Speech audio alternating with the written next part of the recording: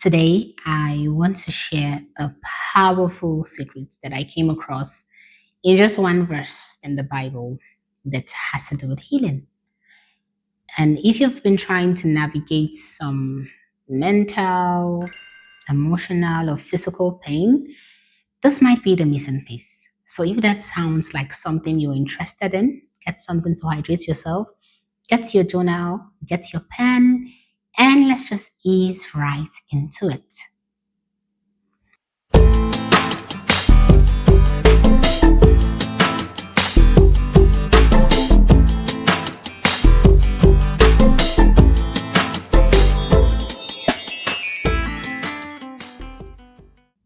Hello, welcome to For Healing Girls. My name is Omolola. This is a safe space where we breathe, where we reflect, and where we heal while having conversations to talk about life, to talk about faith, and the inner work that leads to true peace, calm, and lasting success.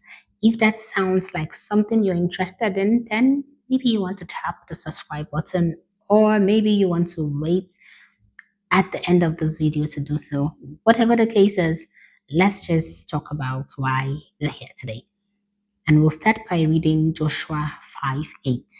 It says, "And after the whole nation had been circumcised, they remained where they were in camp until they were healed." Shall I take it again? It says, "And after the whole nation had been circumcised, they remained where they were in camp until they were healed." Simple verse, short verse, yet profound. I don't know if you felt the ghost pimples or if you felt um, some sort of enlightened while I read this verse, or if you want to take a moment to pause this video and then read the verse for yourself. It's a short verse. But here's what hits me. They stayed in camp until they were healed. They didn't rush out. They didn't go charging back into battle. They didn't distract themselves. They stayed put in camp. Of course, circumcision is painful. And don't forget that the word trauma is not only related to emotions, that you could have trauma, medical trauma to your head or to any part of your body. And circumcision could be quite traumatic. Especially these guys were older guys. I have a son, and when it was time to circumcise him, I just gave my husband, I'm like, here's the baby. You go into the hospital with him. I'm not going to go in with you guys because I can't bear to see the pain in his face when they finally get to circumcise him. So I stayed in the car and I kept fidgeting. I kept telling myself, "Oh my God, I think I would have followed them into that hospital to see what's really going on." But finally, they came out and were like, "Oh, he's a strong boy. He didn't cry much." But see, this boy was crying. There was still tears in his eyes. He was still really. Now I realize that many of us are not truly healing because we're not allowing ourselves to pause, to just simply pause. We're still going to every party, we're hanging out with friends, even when our hearts are still bleeding.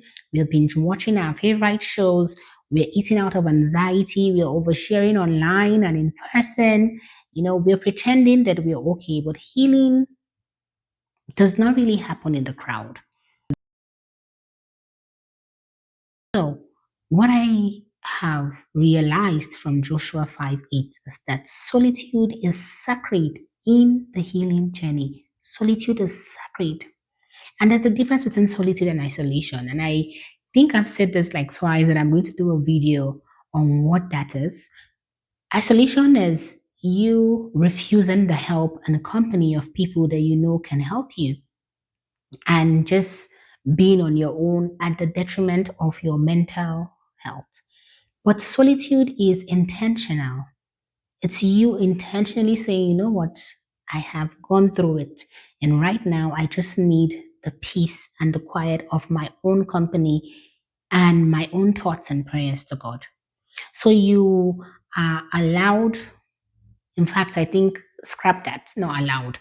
You were invited to stay back, to stay still, to sit still, to rest, because God isn't in a hurry, you know, with your healing. He's a God of process. He's not going to rush you up and say, "Okay, I know that guy broke your heart, but babe, you need to heal. So right now you need to stand up." I don't see God doing that. At least He didn't do that with my life.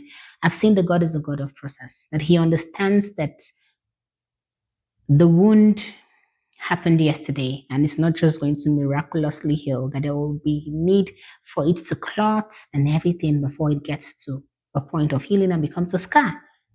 So if God is not in a hurry, then I don't think you should be in a hurry as well. So sometimes staying in your camp, in that space of rest, reflection, journaling, or just being with God is exactly what your soul and your spirit and even your body needs. When it comes to relationships, I remember back in the day, we as young ladies, we used to talk about how, oh, rebound, rebound, rebound, and how when one guy breaks your heart, you have access to the next guy who is prophesying or rather professing his love for you. So you're like, you know what, if this guy's not interested, then I'm moving to the next guy. Meanwhile, this last relationship was really painful, or rather, the breakup was really painful, but you've refused to admit it. Rather, you have gone to rebound with someone else. It doesn't work that way. You have to give yourself space to heal. You have to give yourself space to even process what had happened. If you're a woman who is really interested in the inner workings of your life, you need to give yourself space. You need to stand still or sit still or lay down still sometimes and let God do his work. So today I want to ask you, are you truly giving yourself permission to rest while healing? Or are you exposing your wounds over and over and over again by staying too busy, too distracted, or even too loud? There's no shame in pulling back. There's no shame in resting.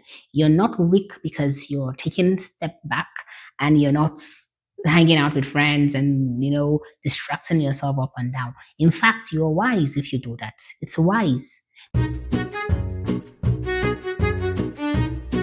So, the journaling prompts for this video. Number one, what distractions have I been using to avoid my healing? And number two, what would solitude look like for me right now? And as usual, our affirmation is I give myself permission to rest, to retreat, and to heal in peace.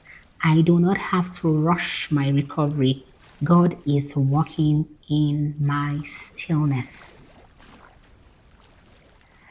You want to take a deep breath, after saying that aloud with me.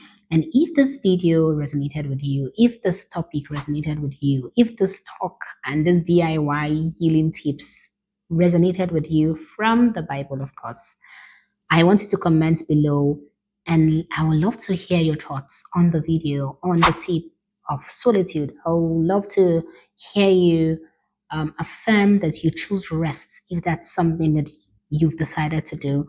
And if you know someone who's always on and off and struggling to heal, I want you to share this video with them. And don't forget to subscribe for more healing content. And remember, healing is holy work as well. Healing is holy work as well. And you're doing much more better than you think you're doing. So until my next video, bye.